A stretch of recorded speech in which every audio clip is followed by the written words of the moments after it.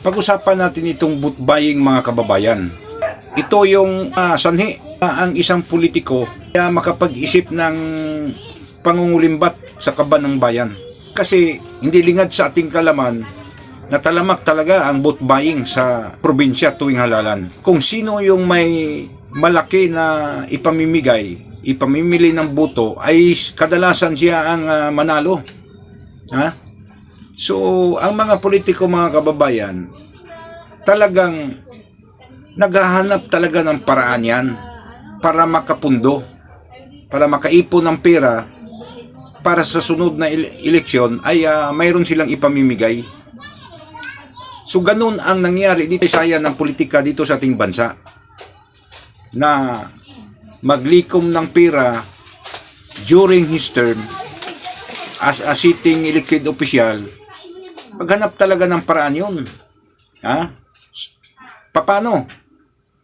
Number 1 itong infrastructure project, DPWH. So dito talaga sila kumukuha ng pundo, mga kababayan.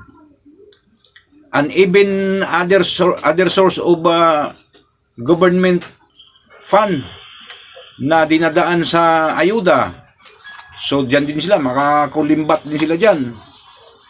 So ngayon, kaya ang korupsyon sa Pilipinas, mga kababayan, ay palala at palala talaga. Kahit sino pang magiging presidente, yung korupsyon, instinct na yan sa politiko. O kung sino makapagsabi sa inyo na may politiko na hindi corrupt, saludo ako sa iyo.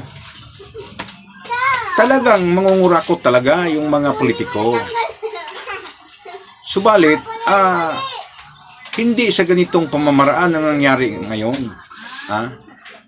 Kasi ang pundo, kapag yung sweldo lang nila yung aasahan nila, ay kakapusin talaga kasi madalas bumubunot ng sariling pira yung mga yan .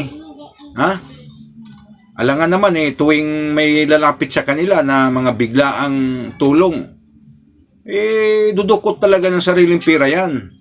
Alangan naman, lahat na lalapit sa kanilang constituents ay mag-antay ng government fund. So, there is a big possibility talaga, mga kababayan, na ang isang politiko ay ma-involve talaga sa mga anomalya dito sa pundo ng ating bansa. So ngayon, ang gustong ipahiwatig nitong batang libiste, mga kababayan, na baguhin ang sistema dito sa halalan. Kung saan, ang gusto niya na stop vote buying. Hindi naman dapat ang mindsetting dyan na yung mismong politiko ang targetin niya. Medyo mayroon ding posibilidad para for exposure. Pero ang talagang source of information talaga nito is the voting public. Doon siya mag-advocate. I-advokasya niya yung mga botante na huwag na kayong bumuto sa mga taong namimigay ng pera. Pwede niyong tanggapin pero huwag niyong iboto kasi kapag ibuboto niyo dyan, sigurado yan na magnanakaw talaga yan. Kasi siyempre babawiin nila yun . Babawiin nila yun. Hindi na tayo bata pa na hindi na makakaintindi sa mga ganong laban sa politika.